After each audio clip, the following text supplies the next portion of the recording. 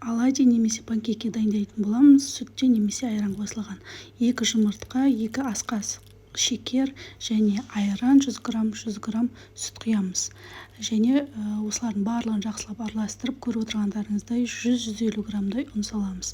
Және 2 ас қасық май құямыз. Осының барлығын жақсылап араластырып, қызып тұрған сковородкеге осылай бір ас қасықтың көлемінде құйып шығамыз. Көріп отырғандарыңыздай сковородкеге май құйдық.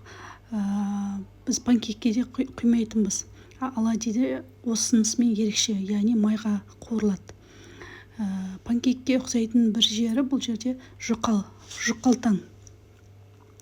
Яғни жасап көріңіздер, дәмі өте ерекше,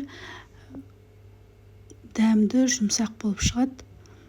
Ас болсын, дайындап көруге кеңес беремін. Каналға жазылуға ұмытпаңыздар.